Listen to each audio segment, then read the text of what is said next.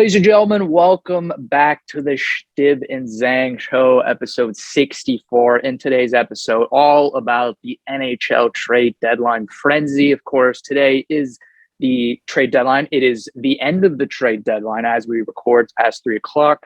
And so we're going to be looking at some teams, their acquisitions, our thoughts on those teams and their acquisitions, what we think going into the playoffs, how they look. And then we'll give you our, losers and winners of trade deadline day, because there's always a winner, and Eric, there's always a loser. So nevertheless, let's jump into it. As always, roll it.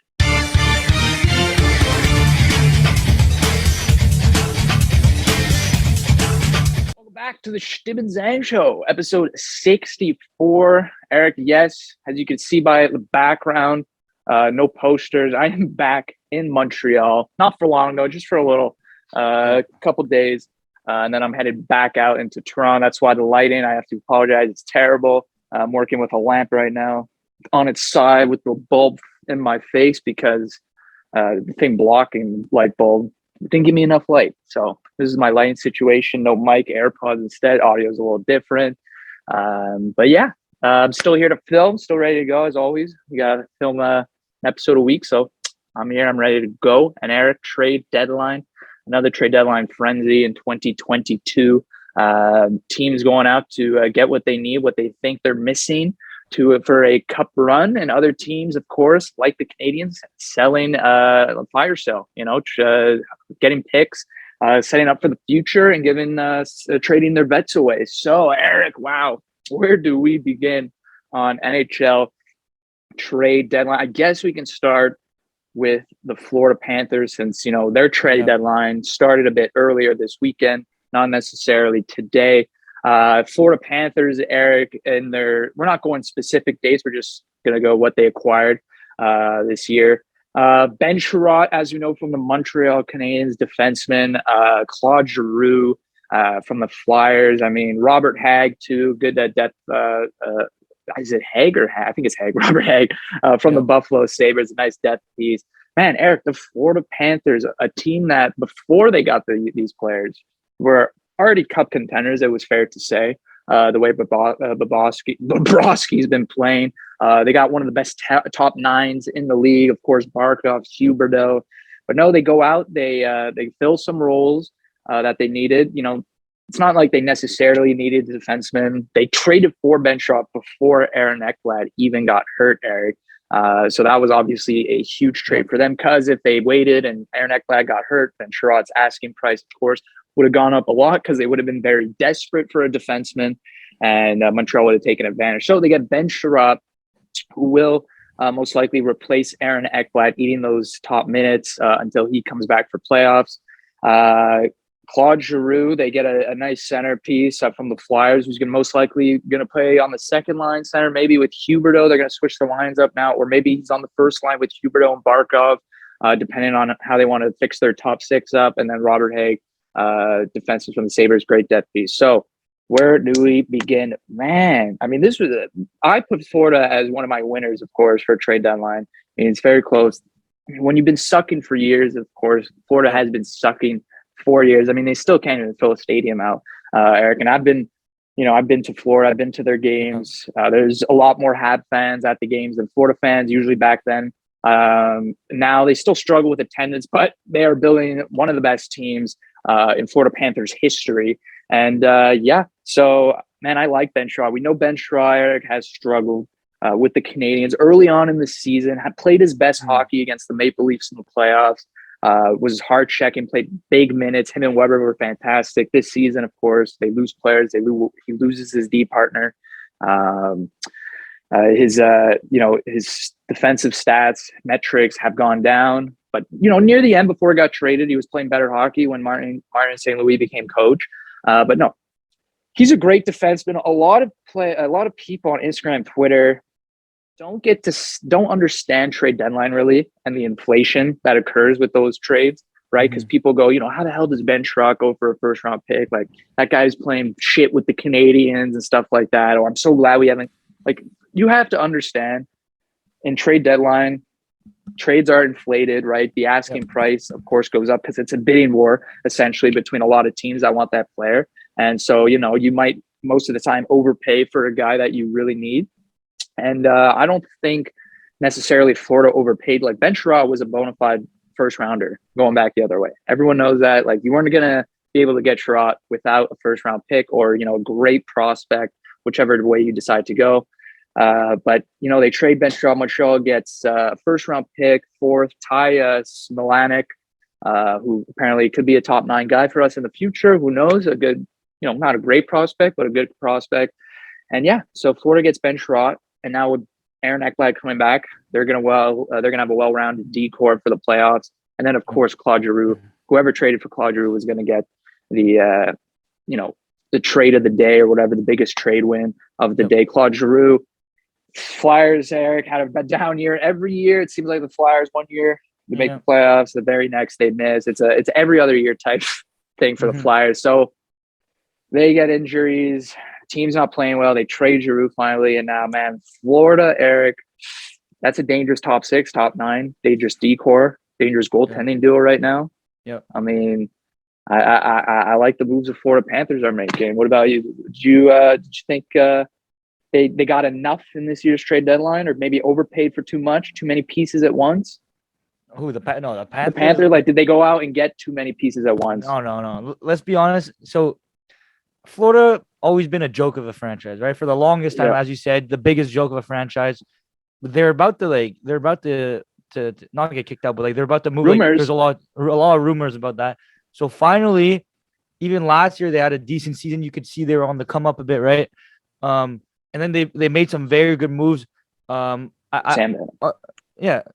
Sam Reinhart, right? That's a very underrated. Signing Anthony Duclair, right? Keeping Anthony Duclair, right? So just moves like that, very underrated moves that went under the radar, but long term helped them a lot. So now their top 6 is even, just before Claude Giroux even joined, is already one of the best top 6 in the league, right? So much depth, and then you have Barkov and Huberdeau just not breaking out, but even bigger stars, just doing their thing.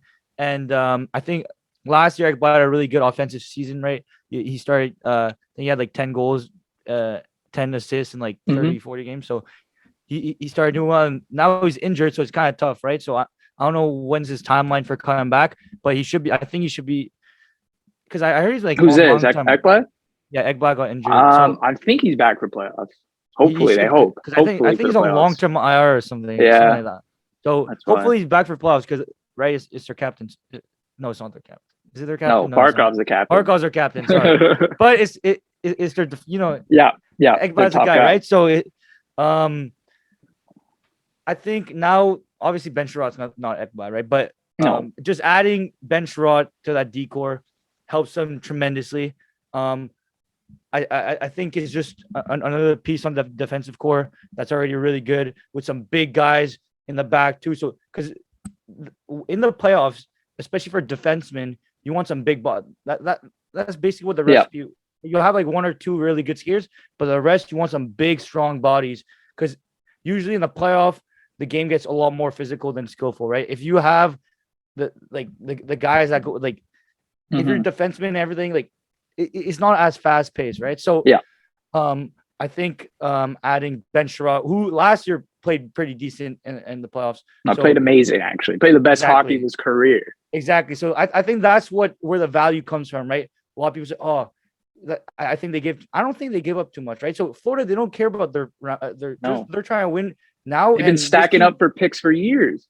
Exactly. And they're trying to win now and for a couple more years, right? So I think also talking about the Giroux trade, obviously they give up a first round pick, and Owen Tippett, who's one of their really young prospects, who's really a gross player. He's really fucking good. I remember watching him in the World Juniors. They're a really good player. So that just shows that right now, it's smart. You go all in right now, because basically right now, you don't care about obviously developing players, but you're trying to win right now.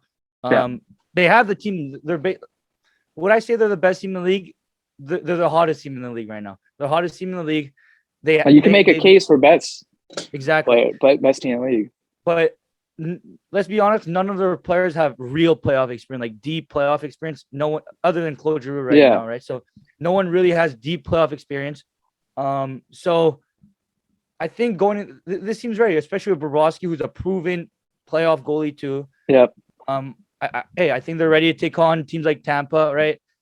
Teams like, well, I don't know about Toronto if Toronto, they face them, but Boston, they're a right? better team. Yeah, Boston, but Exactly. yeah, for sure. And you got to take the trades that they made 2 years ago, acquiring Sam Yep. Bennett and some guys. Obviously, Yeah, has helped Sam their Bennett. team. This is their identity. It's over the past 2 years they've kind of built this Stanley Cup contending team. So kudos for them.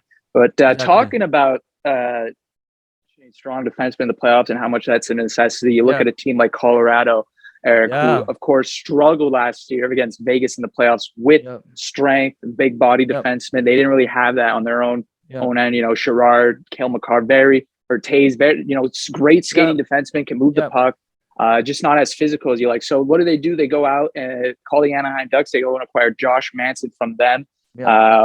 I believe they gave up 2 second-round picks, Drew Hellison, and or no first-round pick. I don't think for Josh. No, it was 2 seconds. Josh Manson, great trade for Colorado, by the way. Josh Manson, obviously a top 4 guy in Anaheim. Anaheim Yep. gets overlooked a lot because Yep. they struggle, but their decor has been their strongest point for Always years. been good. Yeah. Cam Fowler, Hampus Lindholm, and now Josh Manson. Remember Vatanen was there too before. And Shea Theodore was left unprotected because their decor was so good. Yep.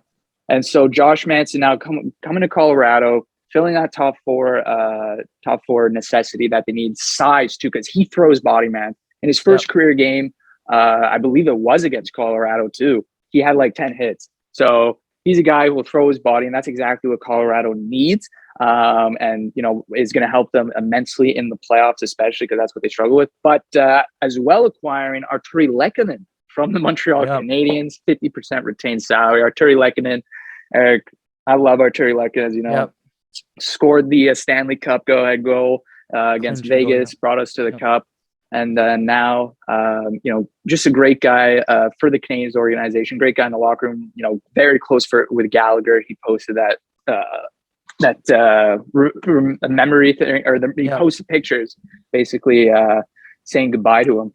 But Lehkonen, man, we know guy's going to be on their PK1, right? He's going to be their one of their best penalty killers. He's going to be, man, he could be. I wouldn't be surprised. I'd be surprised, but if he stepped up, maybe to take Landeskog's place, maybe if they, because Lehkonen's a guy you can play all around the lineup. Mostly he'll play on the third line, fourth line, that check-in defensive role. His metrics 5-on-5 are great. He doesn't spend a lot of time in his own zone, mostly in the neutral zone or in the offensive zone. But he's a guy that, if he provides additional scoring for the Colorado Avalanche, that's just even a plus of an addition because they're not looking for him to score, right, with the top guys. But he's a guy that you can move all around your lineup if things aren't right. Right now, I think it's Nichushkin playing on that top line, and he's been playing well, so it doesn't look like they're going to move him. But like I said, Lehkonen, versatile player, can play everywhere. And Colorado has set themselves up nice for the playoffs. They got 2 guys that they really needed.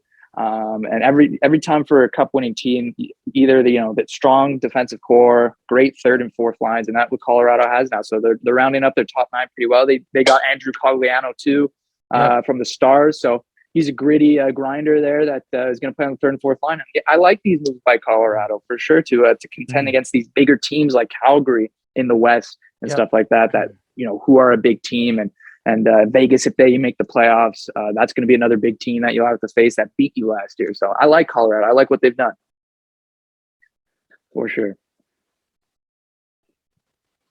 Yeah. So as you said, talking about the Colorado team, Josh Manson, man, he's always been so underrated. Yeah. I've always liked Josh Manson. And as you said, the decor that the Ducks used to have was disgusting. I don't know if we're going to talk about it later, but Hampus Lindholm got traded too. Boston. So, but exactly, that was a good trade. So these are good defensemen. It's weird to call them vets now because I still remember when that was considered a young decor, right? And on the same topic, for me, I didn't know Arturi Lehkonen was on the team for 6 years already. I still remember when he was a young player, and Michel Therrien scored 18 goals in his rookie year. Yeah, exactly. He's never been there again. It seems so recent too. Remember, what happened with Lehkonen was he came in as a rookie, scoring touch, 18 goals, and then Therrien got on his head and was like, "You need to play defense, Arturi, or I'm not going to play you." So he turned him into this defensive guru, and his goal total went down. But good player though.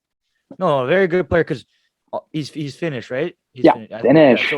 So he's got he's got that Finnish swagger to him. I love my Finns.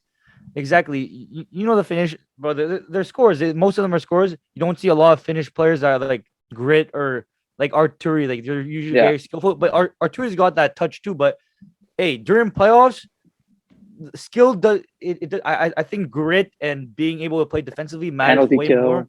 Exactly. Yeah. So and that's why, especially his showing last year in the playoffs, I think that helped his value go up a lot. And right now. Right. Under St. Louis, the way he's been playing. Yeah, exactly. So that helped a lot, and I think is it Hughes? Yeah, Hughes making some great moves already. Ken Hughes.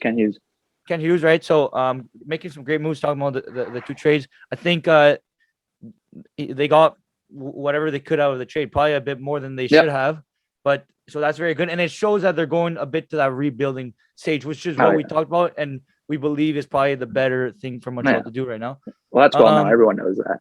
Yeah. So I just want to move on to another team. Obviously, we're talking about Montreal, your favorite. I'm gonna talk about my favorite team, right? Of course.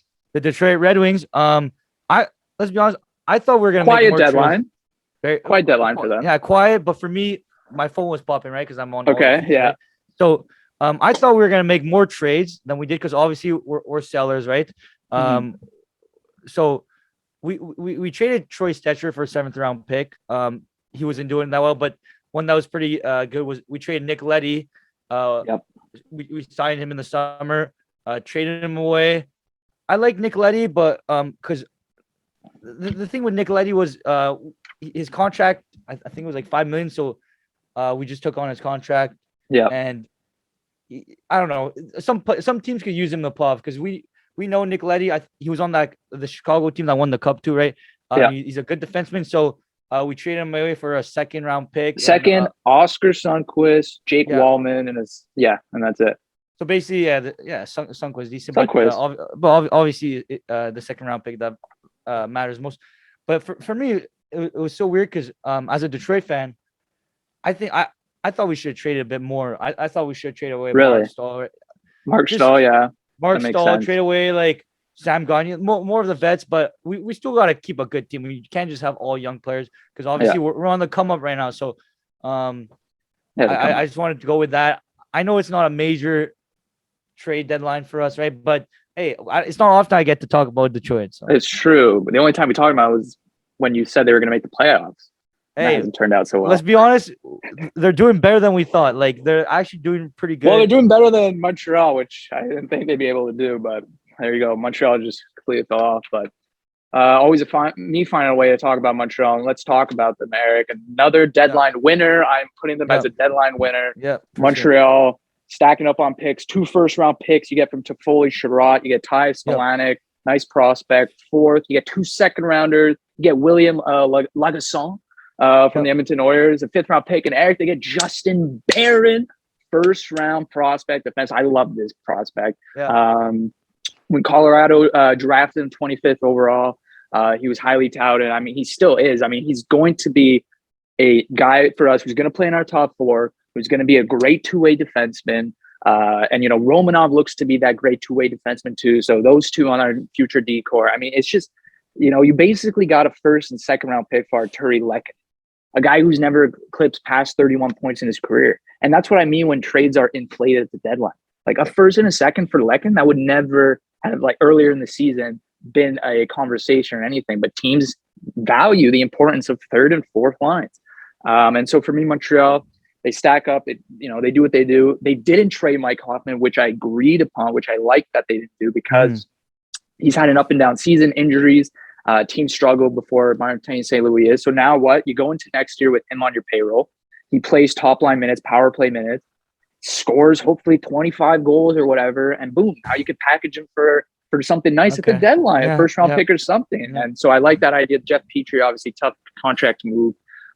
He's probably mostly going to be moved in the summer, or if they want to keep him on, as one of the vets going forward, but it doesn't seem like he wants to be here. And so, Montreal, what do they do next year? Ken Hughes says he wants to be, go out and free agent and get some guys. Obviously, if they want to try and be competitive in the East, they got to fix their decor. And so, they just traded some defensemen away.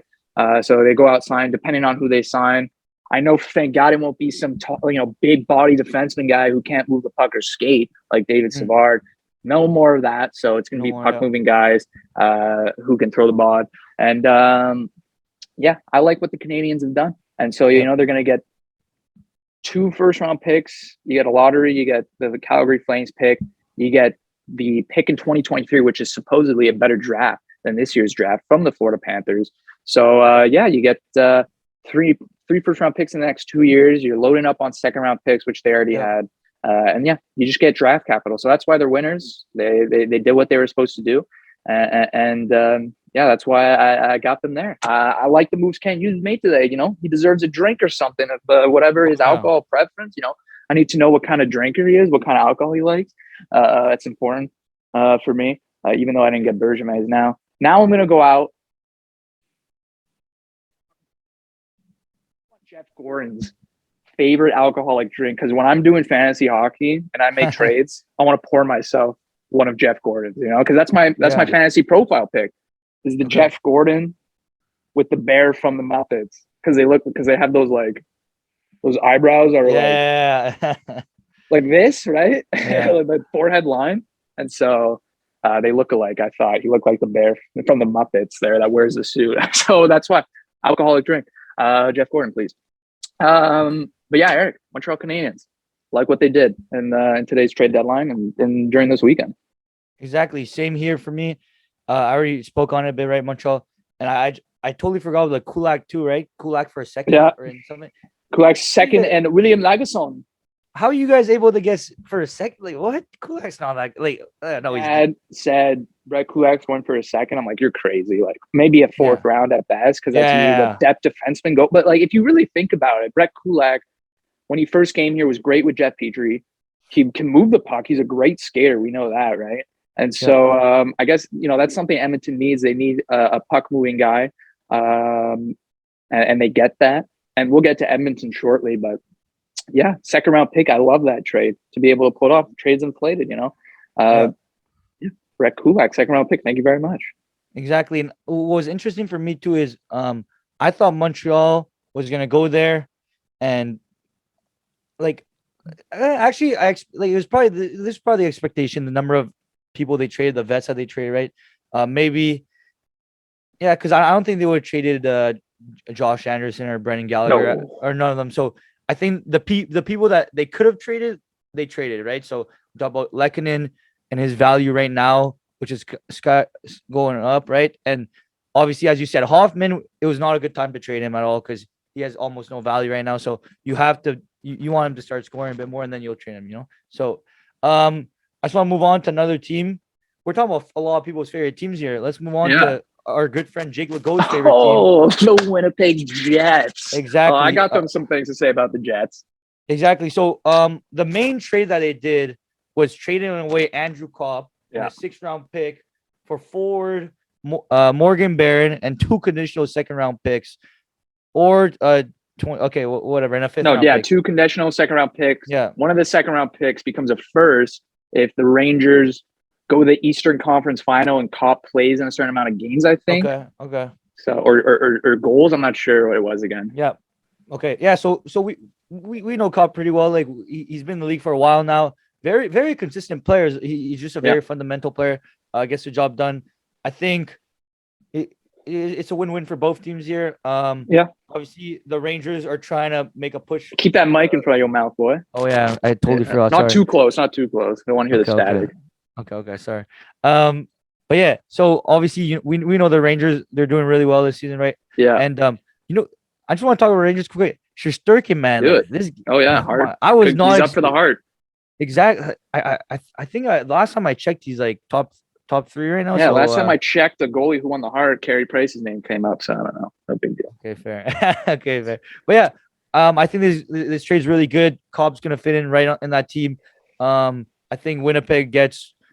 Does this mean it's a start or a little rebuild for Winnipeg here? You think they're trying to get younger? No, well, this is what I think about Winnipeg. It's like I was talking with Jake about it, and yes, Andrew Copp most likely not re-sign with the Jets. That didn't make sense for him. He was probably going to go and leave the team in free agency, and so you try and get what you get. I mean, you get a 1st round pick potentially. If Rangers make the conference final, like, that's if they do. They got to face some good teams to get there. Yeah. So you get 2 second-round picks for the guy. And now the thing about the Jets is when you do a trade like that, they're 4 points out of the playoffs. Obviously, Andrew Kopp's a guy who helps you win now, right? Yeah. And so that's why I was like, okay, well, if they're trading Andrew Kopp, then Kevin Cheveldayoff is content with the team he has now going into the playoff, because there's not much he could have done with salary cap issue and not so many available defensemen. Well, there was some defensemen available. I don't think they wanted to give up first-round picks because they're out of the playoffs, the Jets. Exactly. And so Andrew Kopp, you traded. It just seemed like it was like, all right, well, I want to load up on picks. If we miss the playoffs, we miss the playoffs. It's like that simple. I feel like that was kind of his the way he was looking at it. Like he's going with the team he has. He's not trying to make a run but here's the thing about it, Eric, is what do the Jets do in the offseason? They need to fix their decor because their decor is ass. And they'll never win a cup with that current decor. Exactly. And then you got your top 6 locked up to team-friendly deals, of course. Who knows with Blake Wheeler what he's done? His game dropped off. It got better now that he's heating up. Who knows? But what can you do with a defenseman? Because Winnipeg's not a free agency attraction spot. Manitoba, no freaking high-touted elite defenseman is going to go, I'm going to go sign in Manitoba to play with the Jets. None of them are. So you have to get a guy through trade. You need to get a top 2 guy because you don't have a top 2 guy. Because I'm sorry, Josh Morrissey, Neil Pionk, small guys, it won't work in the playoffs. It won't work. You saw what Montreal did to those 2 guys. They hammered them down low, and they weren't able to stop the likes of Armia, Josh Anderson. You can name so many people that they won't be able to check in the playoffs. So they need to get a top 2 guy, a big 2-way guy who can, help them out on the power play, help them out, eat big minutes. And I don't know what you do. Like, you need to make a trade. Well, you got to trade one of your top 6 forwards for a guy like that. So at this point, the way the identity of the team might switch. I don't know if they're going to be a better team or worse team going into next season. It depends which route they want to go. If they're, Scheifele was in the trade rumors, not like for trade deadline day, but that he might have played his last season in Winnipeg. Who knows? Maybe they flip Scheifele for a top elite defenseman. I don't know what they're going to do because they don't get free agents, and so they need a guy to get through. They need to get a guy through trade. So maybe it was smart for this Andrew Kopp trade. They get the draft capital. Maybe they use that for an elite defenseman. If that's the case, I love this trade. But if they go into next season with the team they have now, and they get a freaking Brendan Dillon type 2 whatever guy to plug in, it's not going to work. They need a top guy. So that's my thought process. They need to fix their decor. If they use the draft capital with this trade, it makes sense. But if they don't do anything, then I don't know. Then you get you get 2 second-round picks, and your team will still miss the playoffs or not make it far. Exactly. So very well explained. Very good analysis. As I say, Chtib. Yeah. As we know, we hear about a lot about Winnipeg, right? Because Jake's always in our ear. Winnipeg is right. So we know a lot about Winnipeg, and Winnipeg's always been a good team. It's weird now because, who do they envision in their future, right? Is Pierre-Luc Dubois in their future? Is Kyle Connor? I would say. Kyle Connor's in it. Cole Perfetti, I wouldn't say Scheifele's in that future.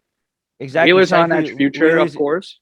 And then I think Josh Morrissey they'd like to keep because he's maybe long-term deal. He still has like 5 years or something. Yeah, exactly. And the thing with Winnipeg, their main thing is obviously you said their defense. Let's be honest. The last time they're actually a very good team in the playoffs is when they had Bufflin on defense, right? Jacob Trouba, right? They brought that physicality. That's the last time they were actually decent in the playoffs. So I think I don't want to talk about Winnipeg for too long here, but I think that's what they should go back to because I know we like to hate on Connor Hellebuck, but he is a good goalie. He's a top 5, top 10 goalie in the league. He's a really good goalie. So I believe that as long as they have Connor Hellebuck, it's not as intense as Price, right? Yes. We know Price is better, but as long as you have Connor Hellebuck, you should be a decent team, right? Especially with those forwards they have, they should be a better team for sure. It just depends if you're willing to go into next season and be like, hey, Connor Hellebuck, I need you to put up these numbers because our decor's ass and this is what's going to get us into the playoffs. Yeah. Or you'd be like, okay, Connor hasn't had the best season statistically wise this year, which he hasn't. It's not one of its best. Still good because of the decor he has in front of him. But if he's not playing at his best, Eric, and you have that decor in front of you, you will not do anything. I don't care if you trade for Claude Giroux, I don't care who you had at forward, you would never win a playoff round against some of these Western teams. And that's going to be the question going into next season. I'm interested to see what Kevin Cheveldayoff does with this decor because he's going to have to fix it. He knows he needs to fix it. It's gonna be interesting because if they want a top guy, like I said, they're gonna have to trade a big roster guy. And so it's going to be interesting for the Jets. We talked too much about a team that made one trade this deadline. Yeah, exactly. Moving on. Let's start. We got to talk about the big ones, of course. So the Minnesota Wild. Yeah, they go out, Eric. Minnesota, man, a team that when we were talking about early in the season about NHL teams or predictions, I said Minnesota is a great team, defensively built, but their goaltending was going to be an issue. What was my thing about? I think I was talking about I think it was goaltending. Cam Talbot. Kak and I said, hold on. Well, I don't know if they're going to be the guys who can bring you over that hump going into the playoffs.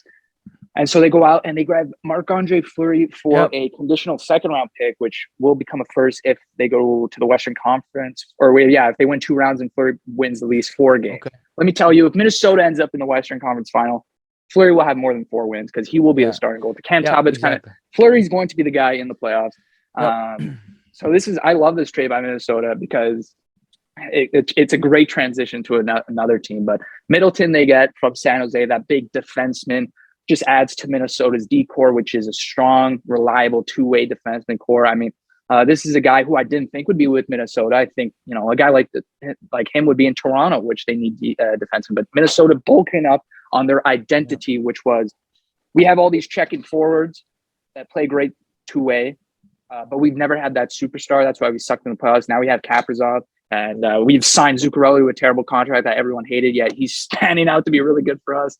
Remember when they signed that deal? Minnesota was supposed to be rebuilding at that time, Eric.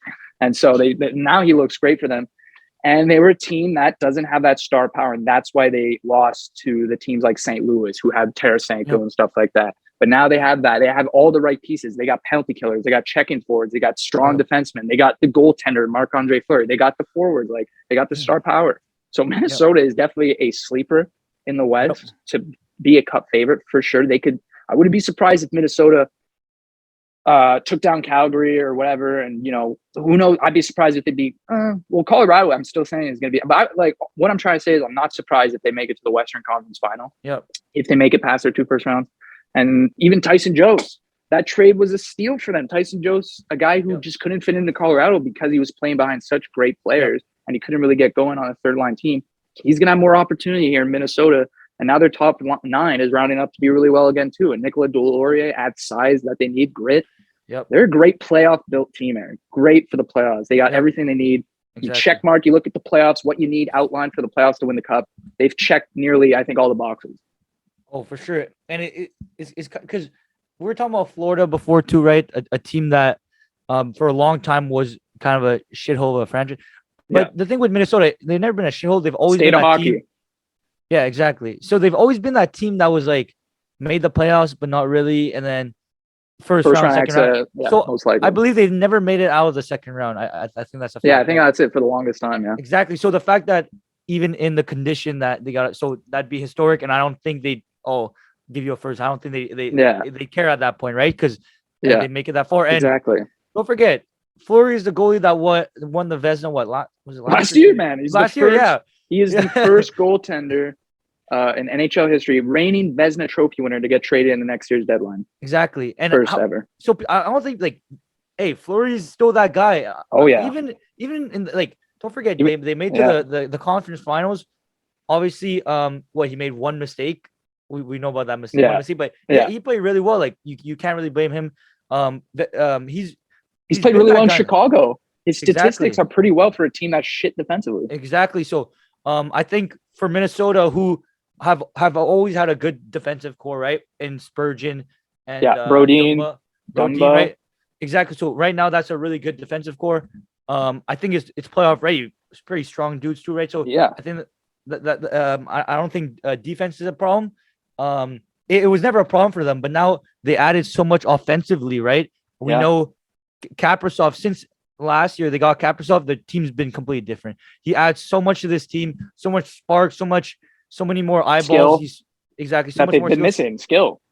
Exactly. So also Zuccarello, who we know is a good playoff player. He's always been good in the playoffs. Yeah. And this year he's 62 points in 52 games. I don't know. That GM literally got fired. I forget who it was. got fired because he signed him to that long-term deal, and everyone was like, "What the hell? We're rebuilding." And then like next week he gets fired, and you're like, "Okay, well, I guess it's this deal." Yeah, but it looks great for them. exactly. And then you have Fiala, who they trade for Granlund, and even at that time, people were like, but then now Fiala's turning out to be really good. And then you have Ryan Hartman, like a guy who's always been like a okay player, but now 46 top 9 points, goal scorer, yeah. Exactly. And then Jordan Greenway's size. Exactly. Joel Eriksson size, Ek. Yeah. So I think this is a team that's playoff ready. Huge dark horse in the playoffs for sure. I'm just excited to see if they can take that next level. You know, if they can get out of the first, get out of the second. I think adding Fleury, who's obviously we know he's made for the playoffs, man. Fleury, like he'll perform in the playoffs. Having Fleury in the back, like I don't think right now, I'd still consider him a top 5 goalie in the league, right? Obviously, I don't think his stint in Chicago, because as you said, the defense wasn't that good. Yeah. But I think this team's ready to make a push in the playoffs. And even if they don't, this team's still considered young. They still have more years to go. So I'm happy for Minnesota, because Minnesota, the state of hockey, and the team's never like when you think about Minnesota, you probably think about the Minnesota, like the amateur level hockey before you think about the Minnesota Wild, right? You think about the Mullets first. You don't think about Minnesota Wild, so it's completely different now. Like they're 14 points behind Colorado. If they got into a playoff matchup, that's a 7-game series. Yep. That's a 7-game series. Like Colorado's not walking over Minnesota. Yeah, they're not.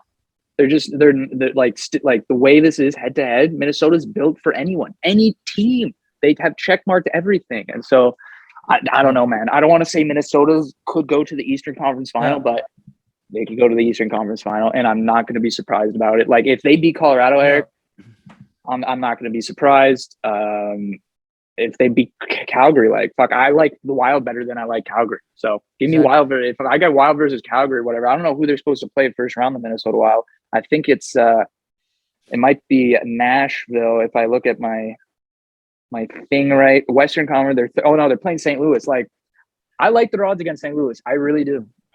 I really think they can beat the St. Louis Blues. And then in the second round, they got to play the winner of Colorado and whoever's in the wild card, Vegas or something. Like I don't know. They could beat the Vegas Golden Knights. They can beat Colorado or Calgary. I believe they can beat Edmonton. They could beat Nashville. They could beat St. Louis. It's just Colorado for me. It's like that's a 7-game series in my mind. I don't like. That's how I see it. But how crazy is it that because Minnesota have always like they completely changed their franchise around. I love to see. Remember like 2 years ago when Lafreniere, it was gonna be a wild card team that was gonna get the pick. Yeah. And then we were like Minnesota because they're the worst team. Give it to Minnesota, and then they went to the Rangers, right? So obviously everyone just didn't want it to go to Toronto or go to Pittsburgh, right? They wanted to go. Thank God. How close was that ball though? That was crazy. Yeah. So they completely changed their team around. They have some really young players. I didn't even mention Matthew Boldy, who was their 12th pick in 2019. Who I remember when I was watching the draft. I even wanted Detroit to draft, but we went a completely different route. So he's really good too. So hey, just love to see what Minnesota is doing. Really like their team, and hey, might win some money if you bet well on them, and because they're going to be huge underdogs in the playoffs. Because Minnesota's not cup contenders. I'm sure there's a lot of teams or cup favorites. A lot of teams out of them. So exactly, because obviously they're not a big name, right? They're not a big name. They don't have a good playoff experience. Like they haven't made it far. So especially with this Marc-Andre Fleury addition, hey, complete game changer. And obviously their odds have increased because of the Fleury trade, but they can't be crazy. Like there's still got to be some teams in front of them, right? So any other team you like? I mean, I'll talk about the Ducks quickly. Winners again in my books, Anaheim Ducks deadline winners. Another like Montreal, they trade a lot of vets. They stacked up on picks.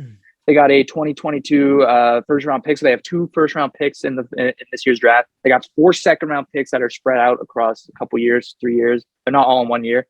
But then they got a 1 third round pick. They got John Moore, Drew Hellison. That's prospect Zach Aston Reese, Dominic Simon. Another prospect that hasn't been revealed yet, Urho Vakanayan, and then Evgeny Dadonov for salary cap compliances from the Vegas Golden Knights. But man, they have caught up on draft capital. Already a team that Eric has shown some progression, right, in this year's in the standings, like with Yep. Zegras and the mix of vets with Getzlav and the rookies and their strong decor, of course, that they have completely ripped apart now. And John Gibson, of course. So I like to see what they do down the future line, what they're going to do with John Gibson. Like apparently they were taking calls on him. Obviously, it would have taken a huge haul to get John Gibson, one of the best goaltenders in the league. But it's interesting to see the Anaheim Ducks, like they got the goalie. And like if they're gonna go for it in these next couple years, or if they're gonna use these draft picks to build a team, which most likely they will, but they've shown some progress, and for them to have got this amount of draft capital too on a team that already has shown so much, it's great. They're my one of my deadline winners. Okay, yeah, no, for sure, because Anaheim, as we know them. Well, not anymore, but before they're that team that would always make the playoffs. Remember they at Corey? Oh yeah, when them in Chicago were going at that. Exactly. So I remember, I still remember that team, right? They're amazing. And then now, obviously, they traded away Corey Perry, and they had a transition period, and I think it went actually really smooth because they have a lot of good young prospects too, a lot of good young players.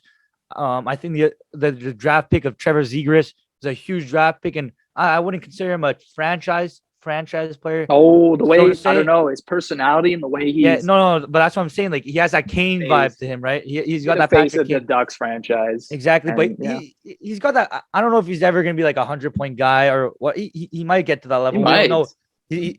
But he's a skilled fucking forward. For me, a similarity is obviously American too, right? Patrick Kane. I think that's the closest similar. Well, he's got 100 points, Patrick. Oh, not in terms of points. No. But like. I'm just saying, but yeah, maybe. To be honest, I haven't done enough. Like, I can't just say, he's. I just think he's a great like. Like, how many points does he have? I think he's got a good amount for the games. He's got 44 and 57. Yeah. I'm not gonna lie. I'm a little biased just because I'm a Lucas Raymond guy and Snyder guy. So I got to put his value down a bit just so my guys get a bit more credit. So Zegras got the swagger. Obviously, you saw in the All-Star game he had that move. Remember, if you think Kane a couple years ago had his one hand, there's a lot of similarities between both these players if you think about it. So I think Zegras, obviously Troy Terry came out of nowhere. His game almost a point per game player, right? Almost at 30 goals. He completely changed the team around. You also have Cam Fowler, who's they're keeping Cam Fowler. I mean, they got a young Jamie Drysdale. They got Jamie Drysdale, Sonny Milano, who's still there. Ricardo Raquel, who's doing his thing. So I think trading away Hampus Lindholm, Josh Manson just shows. I think it's just to make room for the younger players that they have, right? Like Jamie Drysdale. I'm not sure. Because they're still transitioning. Yeah, they're still transitioning, and obviously, as you said, they got a lot of picks for them. So I think this just shows that they're kind of in this rebuild, but still competitive state. That really good for rebuild because when you want to rebuild, you need to stay competitive. It's the best way to have a good team later on because you want to build a losing culture either, and especially with John Gibson, who I believe if you throw John Gibson on any other team, if you throw him on a cup contending team, he's one of the best goalies in the league. In the playoffs, going into the playoffs, he'd be one of the best goalies. Exactly, and don't forget, John Gibson's had so many reps in the NHL. He's a vet by now, so hey, I think this team I like a couple years. This team in a couple years could look really good once they start stacking up on these prospects, and then they all start blooming. Yeah, like what their coach, I like what Dallas Eakins has done with this team, and like they're in a great state in my mind. Like they've committed to a rebuild. They've traded these top 4 defensemen that are great on any other team. So they've committed to loading up on draft capital and not rushing into things next year. Like they'll take their time with this and figure out what they want to do. But they got nice pieces already with Zegras, Drysdale, and Terry, like you said, and so. And they got even more on the way. So I like their state right now. They're going to be a good team in a couple of years for sure. Yeah. Any more you like, or are you thinking about I like oh yeah, oh my god, I almost forgot, man. Like, we haven't talked about any losers on today's trade deadline era. And already Toronto Maple Leafs, I'm putting them as a loser. Okay. Stamping on the losers because of course the Maple Leafs are losers. I love the Maple Leafs. The Maple Leafs, Kyle Dubas I'm disappointed that my trade talks with Chicago got leaked and Marc-Andre Fleury, because he wanted Marc-Andre Fleury and it got leaked. Obviously, Chicago's GM, I think he said, I forget what his name, Kyle Davis or something David, I think they said, is this true? And he's like, that's going to be a conversation between me and Kyle privately or something. So obviously, I think the GM leaked this because he knew that this would get the gears rolling on Marc-Andre Fleury and teams would come asking. But man, for the Toronto Maple Leafs to hold on to their first round pick, like what are you doing at the trade deadline? You're like, I don't want to give up a first round pick. Yeah.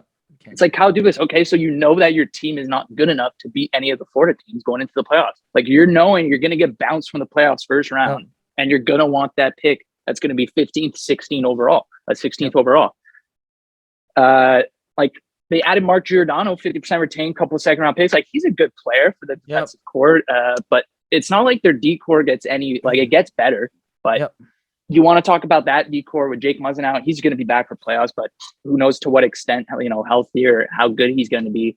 And then you don't want to give up a first round pick. You're content with the goaltending duo that you have, which your goaltending has been shit not all season, but Jack Campbell has been great the first 50 games of the season and has totally fallen off these last few games or the past after that stretch. And like you're asking you're entrusting Jack Campbell to get to that same mentality and the way he was playing early on in the season. You're asking him to get into that same thought process and try and get to that same what am I trying to say? That same trying to get him to play like he was playing before. And that's hard. Trying to get him to that same whatever mentality, physical shape or whatever. He's because he has the rib injury, obviously. And I don't think he's going to get to those numbers, which, by the way, are inflated. Everyone's raving about how good he's been great this season. He's been great in the months of, I think, November, where he was really good. He had like a 950 save percentage. And after that, everything is like low 900s, 890. Like, he's not the guy. He's not the guy that's going to bring you to the promised land. Okay. The guy gave up one of the shittiest goals in his career in the playoffs against Brendan Gallagher in Game 7, Eric. You want to talk about how much playoff experience Jack Campbell has? How much playoff experience does he have? His last year as a starter, giving up a terrible – he's not the guy who's going to be your bona fide. He's not the Fleury. Okay. Marc-Andre Fleury, you have to – how do you not trade a first-round pick for Marc-Andre Fleury? Yeah. How do you not say, I want Marc-Andre Fleury on the Toronto Maple Leafs? Envision that, Eric. Envision Fleury on the Maple Leafs right now. How much better is that team? Yep. So much better. Yeah. And Mark, like either you get a top fucking defenseman that all of them got traded today, like Josh Manson. You couldn't get Josh Manson. You tell me you couldn't trade 2 second round picks for Josh Manson. Like I don't know what Kyle Dubas is thinking, but I don't know. I don't like the moves they made today. That's just the same team that got bounced from the Montreal Canadiens last year. And if you think they have any chance against Florida or Tampa, oh my God, Leaf fans. Like you guys are all delusion. You're under some spell that Kyle Dubas and Austin Matthews and Mitch Marner conjured up because it's not happening. You're not winning with that D-core. You're not going to win with your goaltending duo. And you're not going to win with Marners and Matthews getting pressed by a top-line center like the likes of Philip Deneau. Think about Barkov, what he can do against them. Like you're not winning the Stanley Cup this year. Okay. And I will enjoy this offseason when heads start to roll in Toronto. And they're like, oh, well, like, we have to fucking trade Nylander. Like, we can't go into next season with these guys. The Leafs fans will come rioting. Like, what are they going to do if they lose in the first round? What do you do? That's like, how do you not trade a first-round pick at this year's deadline? Yeah. You signed Matthews, Tavares, Nylander, Marner, Morgan Riley. You have 5 guys who account for half of your salary cap. A little more, actually. More, yeah. And you're telling yourself, like, at that point, when you sign those 5 guys, every year you're going for the cup. That's what you're basically telling fans and your team. Like every year we are going for the cup, right? And now Dubas is saying, I don't want to give up a first-round pick. Like I don't want to give up draft capital. What are you doing? Like your team has flaws, and you're not willing to help it out. Like before, like what are your expectations? Like you think Matthews and Marner are going to go out like Marner in the playoffs? We know what his playoff stats are. They're terrible. Yeah. Okay. And you're just like, oh well, I pray to God Marner's going to go next season and do something in the playoffs. Like that team got shut down by the Canadiens for checking. There's a lot of teams, Eric, who have gotten great, who have shaped their top 9 lines, their top 9, their top 6s. They're just great checking forward. Like this is going to be too much for Toronto going into the playoffs. Even Boston's a better team than them, in my opinion. I don't know. I don't know. Like, how do you not trade a first round? Like, great, you'll have the 16th pick overall, and the whole fucking city will hate you. Good job, Dubas. Kyle, dumbass. But no, that's definitely... Wait, before this, I will say this. Yep. Issues. I know there's not a lot of goalies out there. There wasn't a lot of goaltenders to choose from. Braden Holtby's injured. But like I don't know who else? Corpusala, whatever. I know there wasn't that many goaltenders available. Was available. Marc-Andre Fleury, and you blew that. Fucking trade for Jake Allen so he can be in there too. What's what hurts you of getting a guy like Jake Allen? Oh, so you can split with Jack. Like that's great. If you go into the playoffs, Campbell shit, you can throw Jake Allen in there who has playoff experience, who's been a guy who's played well in front of a Canadian scene that's been shit this season. And I just don't know. They didn't get a single goaltender. Jack Campbell is not your guy. He will not win you a playoff round. I just want to say the stare in the camera kind of spooked me. I'm a bit. Who's he looking at right now? Oh, I'm looking at the viewers. You look at the viewers. Hey, their eyes. Hey, you got the message across for That's sure. Why. Losers, the Maple Leafs, and I'm a Habs fan, but I don't give a shit. They're losers. They're gonna lose, and I can't wait. It's gonna give me goosebumps. I'm getting Florida Panthers or Tampa, whichever Florida I'm getting. I'm telling you. Because let's be honest, the Toronto Maple Leafs are the Dallas Cowboys of the NHL, right? They're obviously a very important franchise. A lot of coverage is on this team, especially in Canada. That's all we hear. Toronto Maple Leafs this, Toronto Maple Leafs that. And so we're very invested in this team. And to be honest, I think the Giordano is a huge addition for them. It's a good trade. Addition. Very good addition for them. I think it's more mental. I don't think it's the players because they've got over the years, they've gotten so many vets and so many different players in the team. Yeah. I think it's Foligno last year, exactly. Yeah. I think it's more of a mentality thing for the superstars. Like, let's be honest, Marner, especially the caliber and amount of that he's getting paid, he's got to perform better in the playoffs. He knows that, and I just think he has a barrier. I don't think it's his skill because we know how skillful. Maybe in the playoffs he gets shut down a lot quicker. He doesn't have that much room, but nope. Hey, he's still a superstar. No excuses. You're a superstar. You got to perform in the playoffs. If you can't perform in the playoffs, you're not a superstar. So, and I also think Matthews this year, obviously we know he's already at 40 something goals, right? So he's taking the step up this year. So let's see if he can perform in the playoffs. And as you said, I don't think Jack Campbell. This guy has less than 50 games in the more than, but like he has like more, 70, but yeah, like 70 games in the NHL, and you're gonna put as all a starter your probably. Exactly. So what's that first round pick that you're gonna have this? What you're gonna have a young prospect? No, you don't really need young prospects right now on this. No, team. you don't, because half of your cap is into 5 players. You don't need these guys. So I think what they should do is obviously, and let's be honest, Fleury's on a very friendly contract too, right? And he probably could have retained, or they could have done something. But I'm just saying I think they should have gone for. I think they saw Peter Mrazek as their backup. I don't think Peter Mrazek. They waived him. So who's their backup right now? Because it's right now they're goaltending. Jack Campbell's coming back. It's gonna be Jack Campbell and the Colgren guy that has been playing pretty good. Okay. And what happens if Jack Campbell gets injured? What happens if Jack Campbell doesn't get injured? What happens if Jack Campbell just totally stinks the bed? You have plan B. Exactly. You're riding all on Jack Campbell.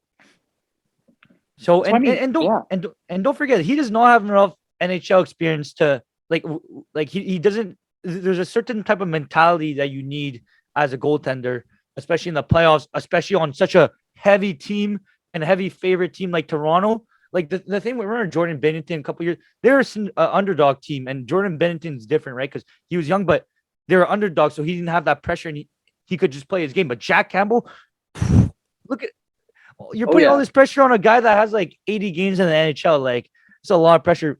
And maybe this a topic for another video, but in a couple episodes we're gonna have to talk about Kyle Dubas and how long when the clock start ticking. When's it gonna start ticking? So, and don't forget I think it was around like last year I brought up the Bergevin clock ticking. And then it started ticking quick. So we'll see. It's like if you're Kyle Dubas, what are you thinking to yourself? If I'm Kyle Dubas and I'm sitting, I'm like if we lose in the playoffs, am I going to be here next year? Am I going to be here to see the guy that I draft in this year's draft grow to be onto the roster? Am I going to be the general manager of the Toronto Maple Leafs when this guy's on my roster? Probably not. So why the hell do I give a shit if I keep my first round pick or not? My job's on the line. I need to make this team as best as it can. And if there's options out there, I need to do my best to get it. Right? Remember what Brad Treliving was saying with the Calgary Flames. The players were doing the job. I had to go do mine, and he did his. Kyle Dubas, you had to go do your job and fill the needs of your team. Sure, you got Giordano. You got Giordano at you were desperate because some of your Josh Manson, Hampus Lindholm were all already gone, and that you're like, oh, my hands are tied. And Middleton's another big defenseman. Obviously, he's not the top guy you want, but he's another guy they could have packaged a second round pick for or something. They could have had Giordano him in this deal. I'm telling you, it would have been a lot better what they have now. And it's just Jake Allen. It doesn't hurt you to get a guy like Jake Allen. Montreal would have retained his salary 100%. Yeah. Montreal would have retained his salary. You just got to give us a couple picks or something. No, I want Jack Campbell to be my guy because I try. Oh yeah, because everyone in Toronto and in the locker room loves Jack Soupy. We can't hurt Soupy. Like we can't bring in a guy to compete against Soupy. It's not fair for him. Like it's a fucking playoffs, man. This guy gives us the shittiest goals career against Gallagher, and you're like, yeah, okay, let's run it back. Like I don't know. That's why they're losers for me. Just you look at some of the trades and like low draft capital. Some guys went to the other teams for nothing. I just like they waited too long. They didn't jump when they had the opportunity. And yeah, Minnesota jumped. Minnesota traded a conditional second. Like, I don't know. Anyway, losers for me. Other losers. Edmonton Oilers. This is another one. Not the biggest losers because obviously Edmonton Oilers, they have their forwards. They're tight on the cap. They needed a goaltender. Obviously, they like Smith and Koskinen. Koskinen's been better now, but that goaltending deal is still not going to be good enough to win the playoffs. At least they got Brett Kulak, a puck-moving defenseman. They got Derek Brassard, a depth piece, because of their top nine. Usually it was McDavid, Draisaitl lines, and Derek Brassard now fills out their top nine pretty nice. But like I'm saying, Jake Allen. Like, guys, can you look around the league and look at who's available? I know there's not a lot of goaltenders available. I get that. I get this whole stigma about is Jake Allen, would he have been better than the goaltending duo that they have now? Maybe. He could have came in there, new team, fresh environment from the Canadiens. He could have fucking helped them out. I guarantee you Jake Allen could have helped out this team. Jake Allen could have helped out the Maple Leafs too. I guarantee you. And Marc-Andre Fleury, like these teams, Edmonton, I know Edmonton is up against the cap, but you could have retained the salary. You could have made it work. You got to get these guys. Like Edmonton's not going to win the cup now because they're goaltending issue. It's simple as that. Like Ken Holland, like I'm sorry, great at drafting players, but you got to work on your trades at trade deadline. Like he's been weak on that, and Derek Brassard I like, but another loser for me. You gotta and Eric, they waited too long. I get it's the deadline. There's not any availabilities. You waited too long though. You had plenty of opportunity during the regular season to deal with this when this was a issue in the This is not an issue of now, Eric. This was an issue all season where the goaltending has been like this. Okay, you had time to make the trade. You had options then. You waited too long. You thought you could trust in these guys, and it didn't work out. So that's why they're a loser for me. Okay, hey, I'm not gonna lie. I feel like I have a lot to say about. But hey, Ken Holland's my guy. Like, do you agree, what do you did you agree that like the goal like there because I'm like there's this whole stigma about the goal like Toronto, Edmonton, there wasn't any goaltenders available. Like what were they supposed to do? And no, there were goaltenders available for sure. Hey, but like very few, but you need to jump on those. You need to get those guys. I know. For me, this is more of a Ken Holland issue. Hey, I'll probably explain it later on, but Ken Holland, man. I've always liked Ken Holland, but he does get a bit too much credit for what the Detroit Red Wings did, especially their 25-year without missing the playoffs. I think he gets a bit more. He gets a bit too much because Yzerman's proven. Like Yzerman, I will ride or die with Yzerman. But I know Holland has made some terrible trades for Detroit, some terrible additions, some terrible signings, some terrible contracts, some terrible decisions. So I'm starting to lose a bit of my ride or die mentality with Ken Holland. I'm the same with you. I thought he was the same in Detroit, like this stud, and now in Edmonton, it's hurting him. No, exactly. So, it's kind of tough because right now in goal they have Mike Smith and Koskinen, but they're two really good goalies, but they're not going to necessarily. But they're inconsistent. Exactly. You can't have inconsistency in the playoffs. That's the main thing. No. And what you could have done is you have two decent goalies, like probably average goalies, but in the playoffs, you want a good goalie, so you could have shipped one off, trade. Yeah. You could have done something there. But hey, we're gonna have to see how this is gonna plan out. Edmonton it just might be first round exit again, or maybe not even. We'll see. We'll see. Like if they run into a team like Minnesota or even I'm trying to look at some of these Western teams that I written down. But if they run into a team that like just shuts down McDavid and deep. This is our defensive line that's going out against McDavid every single shift.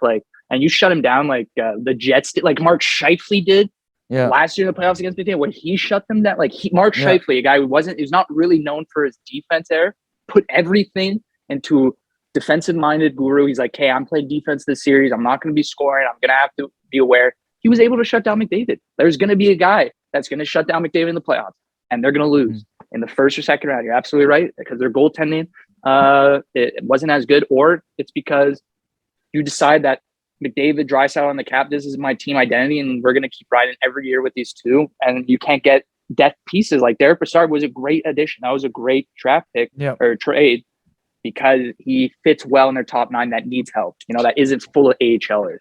Yep. And so that's why. So yeah, Edmonton, big loser. I don't know who else I put as big loser. There's not that many big losers. Calgary, Tyler Toffoli, Kyle Yarnrock. We talked about Toffoli, Kyle Yarncroc, 2 second-round picks. He's a guy who throws the body, grinder, chippy guy. He could score too for them. That was a great trade. Boston, Hampus Lindholm, like you said. Josh Brown too. They're fixing out their decor, something that Boston needed. They have great forward depth. And their goaltending. We'll see what happens with Boston. I don't think they're a team that really pops out for me in the East, right? Because there's too many contentions in the East. So, but they're a tough team, right? With that first line, Pastrnak, Marchand, but they have some flaws. But definitely some great trades. Lindholm, great defenseman for them. He'll be playing with Charlie McAvoy or second unit, whatever. I like that 1-2 punch though. Capitals get Marcus Johansson back from Seattle. He's with Seattle. He was with Seattle. Marcus Johansson, who played with the Capitals, so that's a great addition. Carolina gets Max Domi. Max Domi, man, that Josh Anderson trade just looks even better now. He was traded for a 3rd rounder of a prospect, so he's gonna be looking to play 3rd, 4th line minutes in Carolina. Get some grit in for the playoffs. Great trade. Penguins, they get Rickard Rakell. They didn't even have to give up a first, Eric, or they gave up a second and a prospect. So. Every year, Penguins, Crosby, Malkin, you keep going for it. Rickard Rakell is going to fit nice in their middle 6. And man, I don't know who else made some, who else haven't we talked about? Like Tampa, that's one team. They got Riley Nash, Brandon Hagel, Nick Paul. Obviously, those guys are not, those guys don't replace Gaudreau, Coleman, Gord. They're not going to be those 3, but Tampa, with the firepower they have, obviously, it's not the checking forward, defensive forwards that you want, but still Tampa will make some noise in the playoffs. They'll be cup contenders just based off their top 6 forwards off the bat and their goaltending and Victor Hedman.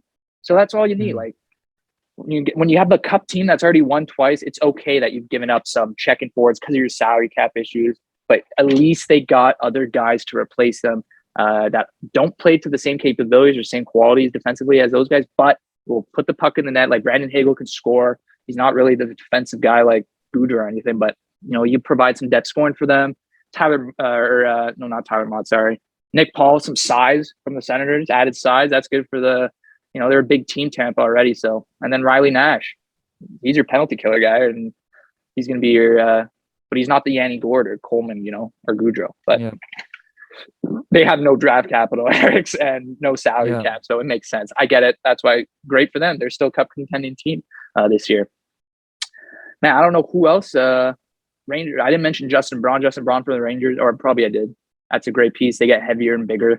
Rangers decor.